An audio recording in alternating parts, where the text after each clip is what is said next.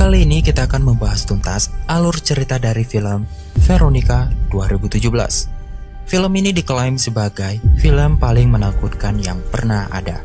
Dan film ini diangkat dari sebuah kisah nyata yang terjadi di Spanyol pada tahun 1990. Film horor berdasarkan kisah nyata ini menceritakan ketika mereka hendak memanggil arwah ayah Veronica dan pacar Diana yang sudah tiada.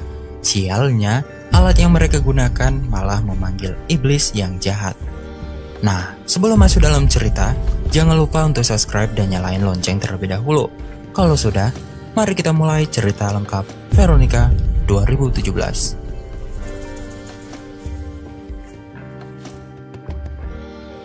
Film dibuka dengan diperlihatkan seorang gadis bernama Veronica.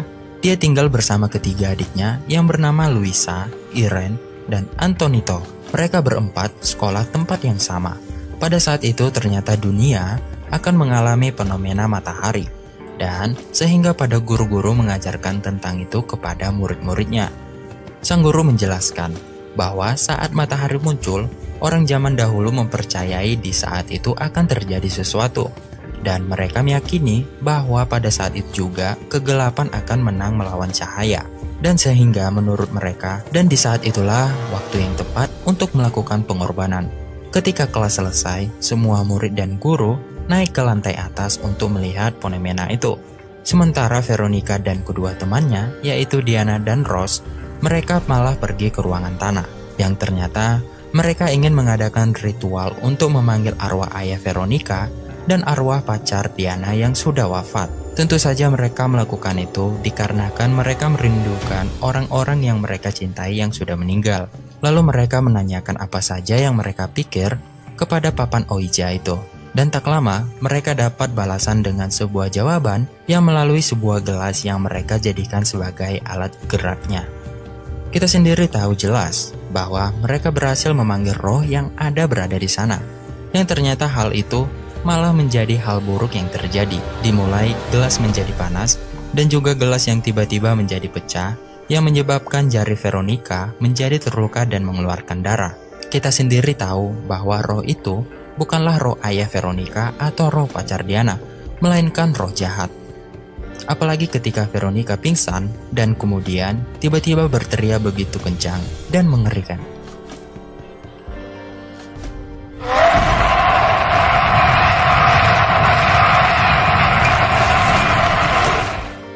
Singkat cerita, ketika Veronica sadarkan diri, dia tidak lupa untuk menjemput adik-adiknya yang akan segera pulang. Tapi di saat itulah mereka malah melihat suster kematian. Suster itu tidak bisa lagi melihat dengan kedua matanya. Tapi yang anehnya, suster itu seperti menatap Veronica dengan kedua matanya. Dan setelah itu, akhirnya mereka sampai juga di rumah.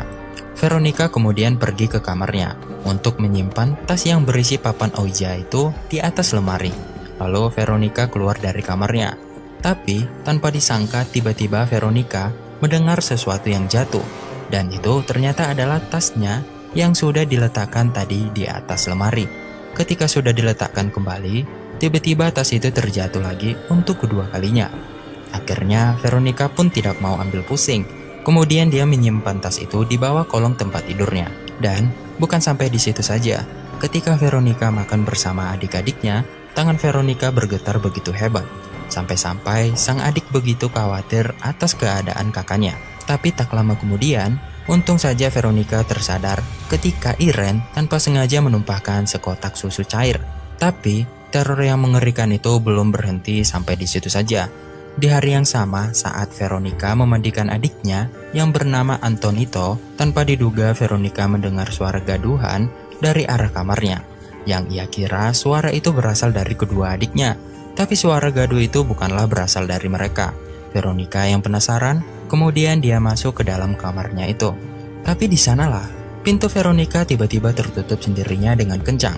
Dan dia juga mendengar suara jeritan dari adiknya yaitu Antonito yang dia tinggalkan di kamar mandi. Tapi untung saja pintu itu bisa dibuka dengan sendirinya. Lalu Veronica langsung menyusul adiknya di kamar mandi. Yang ternyata air mandi adiknya berubah menjadi panas dan mengakibatkan perut adiknya menjadi kemerahan. Di malam harinya, saat Veronica sedang tertidur, tiba-tiba ia terbangun karena pintu lemarinya terbuka dengan sendirinya. Tentulah hal itu membuat Veronica mendekat ke arah lemari. Dan ternyata ketiga adik Veronica lagi bersembunyi dari sesuatu. Veronica yang menyadari bahwa ada seseorang mendekati dirinya. Dia pun membalikkan badannya untuk melihat sesuatu di sana. Dan ternyata benar saja, di sana sudah ada makhluk yang merupai sosok ayahnya, yang mendekat secara perlahan-lahan sambil memanggil nama Veronica. Di saat itulah Veronica bertemu dengan sosok ayahnya. Tak lama kemudian, tiba-tiba saja sebuah tangan misterius menarik Veronica ke atas kasurnya. Dan ternyata sosok ayahnya tiba-tiba berubah menjadi sosok makhluk hitam.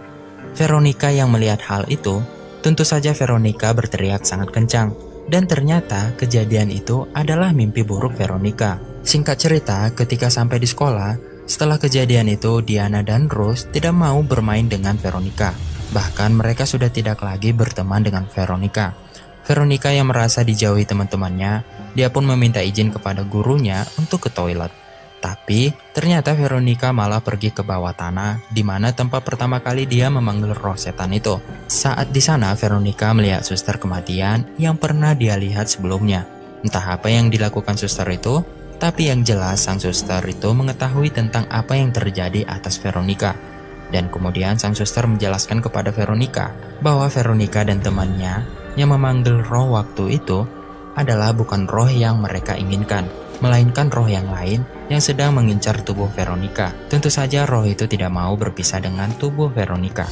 Dan sang suster berkata bahwa Veronica harus menjaga dan melindungi ketiga adiknya. Cepat atau lambat, roh jahat itu pasti akan segera menyakiti ketiga adiknya tersebut. Veronica yang mendengar hal itu kemudian mencari cara untuk menanggal gangguan roh jahat itu dengan cara menggambar simbol yang dia yakini bahwa simbol itu bisa mengusir hantu yang ada di rumah mereka. Saat Veronica melihat dari arah jendela, tiba-tiba ada sosok makhluk hitam memasuki kamar adiknya. Tentu saja Veronica langsung bergegas lari ke kamar adiknya. Sesampai di kamar, Veronica hanya melihat adik-adiknya yang tertidur dengan nyenyak. Lalu Veronica kembali ke kamarnya. Ketika Veronica sampai di kamarnya, ia melihat ada sosok bayangan di dinding yang berjalan dan membakar penangkalan itu. Dan juga tiba-tiba mencekal leher adiknya, yaitu Lucia. Lucia yang berteriak sangat kencang. Veronica yang mendengar itu, dia langsung berlari ke kamar adiknya. Veronica langsung menyelamatkan adiknya itu. Ketika Lucia terbangun, Lucia mengira kalau Veronica lah yang mencekiknya. Veronica yang mendengar perkataan adiknya, dia menjelaskan kepada adiknya bahwa dia telah menyelamatkan Lucia dari makhluk hitam itu. Setelah kejadian itu, sang ibu pun pulang ke rumah. Menyadari ada kejadian hal yang aneh, akhirnya sang ibu bertanya tentang apa yang terjadi. Lalu Veronica menjelaskan semua yang terjadi di rumah itu. Tapi sayangnya, sang ibu tidak percaya kepada mereka dan menyuruh mereka untuk tidur kembali. Dan setelah kejadian itu, Veronica yang sudah terbangun dari tidurnya, dia melihat ketiga adiknya yang ada di atas kasurnya. Yang ternyata, tanpa diduga-duga, sang adik malah menggigit kulit Veronica sampai terluka. Yang ternyata itu adalah sebuah mimpi buruk Veronica lagi. Dan setelah terbangun, Veronica akhirnya tersadar bahwa pada saat itu ia mengalami menstruasi pertama kali dalam hidupnya. Tentu saja ia langsung membersihkan noda darah itu. Ketika Veronica ingin membalikkan kasur, tanpa disangka di bawah kasurnya terdapat noda hitam, entah karena apa. Bukan cuma itu saja, Veronica juga melihat di setiap tempat tidur adik-adiknya. Ternyata terdapat noda hitam berbentuk tubuh seseorang. Kemudian Veronica menemui Antonito. Kemudian dia bertanya tentang buku yang berserakan di lantai. Kemudian sang adik pun menjawab bahwa buku-buku itu dibawa oleh ayahnya. Veronica yang mendengar itu tentu saja mengetahui bahwa itu bukanlah roh ayahnya, melainkan roh jahat. Kemudian Veronica memberi saran kepada adiknya, jika melihat kembali sosok ayahnya, Antonito harus menutup kuping dan tidak mendengar perkataan dari sosok ayahnya, dan sambil memanggil-manggil kakaknya. Antonito yang mendengar itu, ia pun mengangguk-angguk menandakan mengerti tentang perkataan kakaknya. Keesokan harinya, Veronica yang tidak tahan lagi dengan gangguan itu, ia pergi untuk bertemu lagi dengan suster kematian itu untuk menanyakan bagaimana caranya agar mereka tidak diganggu lagi. Suster itu pun menjawab, untuk menghentikan gangguan itu, Veronica harus memainkan kembali papan Ouija itu. Dikarenakan mereka belum sempat melakukan perpisahan melalui papan Ouija itu. Kini Veronica memanggil teman-temannya kembali untuk mengakhiri dari permainan Ouija itu. Tapi sayangnya, kedua teman-temannya sedang melakukan pesta kecil-kecilan. Tentu saja mereka menolak permintaan Veronica. Veronica yang tidak tahu lagi mau berbuat apa, dia pun pergi menemui ibunya yang lagi bekerja. Di sini dia mengatakan kepada ibunya untuk segera pindah dari apartemen mereka. Tentulah sang ibu menolak permintaan aneh dari Veronica itu. Lalu, ketika Veronica di rumahnya, dia dengan nekat memainkan papan Ouija itu bersama adik-adiknya. Sebelum itu, sang adik menolak untuk memainkan itu. Dan akhirnya ketika Veronica meyakinkan adiknya, akhirnya adik-adiknya pun menuruti permintaan kakaknya. Antonito yang paling kecil di antara mereka disuruh menggambar simbol penanggalan setan itu. Tapi sayangnya Antonito yang bosan menggambar simbol itu, dia pun menggambar simbol lain, di mana simbol itu adalah simbol pemanggil arwah. Sementara kedua adik lainnya, ia membantu Veronica untuk mempersiapkan tempat pemanggilan arwah tersebut. Ketika semua sudah siap, mereka pun mulai bermain papan Ouija itu. Di sana Veronica, Lucia, dan Irene meletakkan jari mereka di atas gelas yang sudah disiapkan mereka. Di saat mereka memanggil roh itu, tiba-tiba sebuah pintu terbuka dengan sendirinya. Tentu saja Veronica dan adik-adiknya merasa terkejut dan takut. Veronica yang melihat itu langsung mengucapkan salam perpisahannya. Tapi sayangnya sang roh malah menolak salam perpisahannya itu.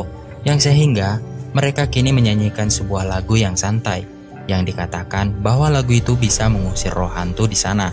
Tapi di saat mereka bernyanyi, sang roh malah marah dan segera mengganggu mereka semua.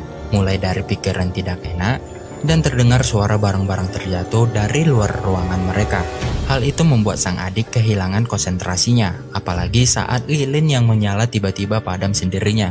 Dan tiba-tiba papan Ouija mereka terbelah dua, dan kemudian sebuah gelas yang menggelinding menuju arah kamar Veronica. Lalu Veronica mengikuti gelas itu. Tiba di saat di kamar Veronica, Veronica yang hendak menyentuh kasurnya, tiba-tiba sebuah tangan muncul menarik tangan Veronica.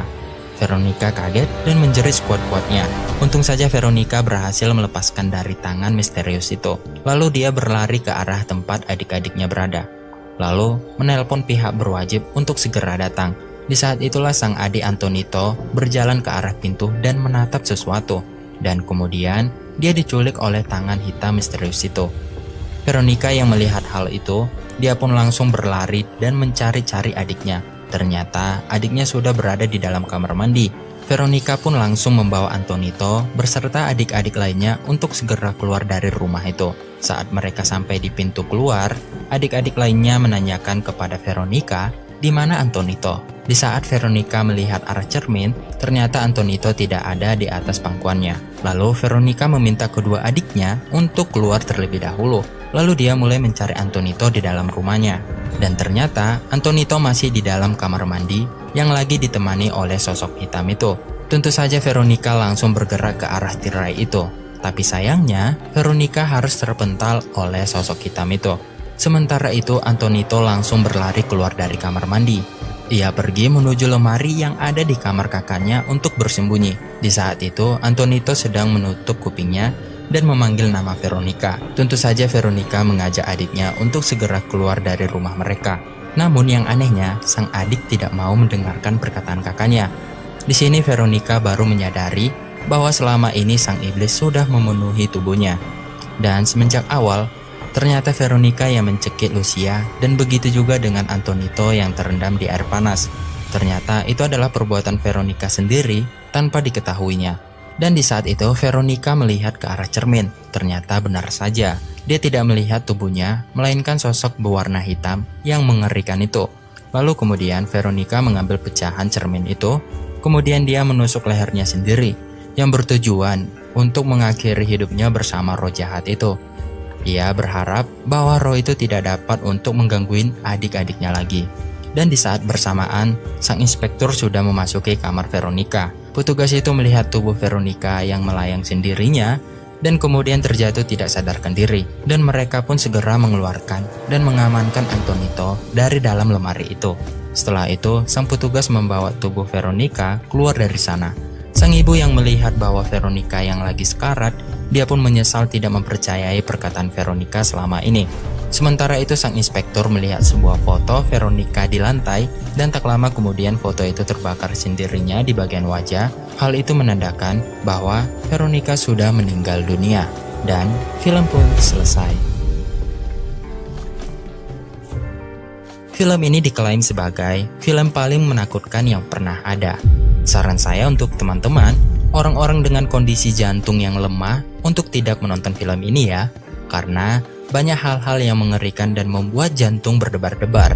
Seperti Mimin alamin saat menonton film ini. Ketika Mimin menontonnya, Mimin memicingkan mata untuk menontonnya, agar tidak terlalu jelas penampakan-penampakan dan adegan-adegan yang membuat jantung berdebar-debar. Ya, segitu saja untuk video kali ini. Kalau teman-teman menyukai, jangan lupa like dan subscribe channel Mimin ini. Saya akhiri, sampai jumpa di video berikutnya.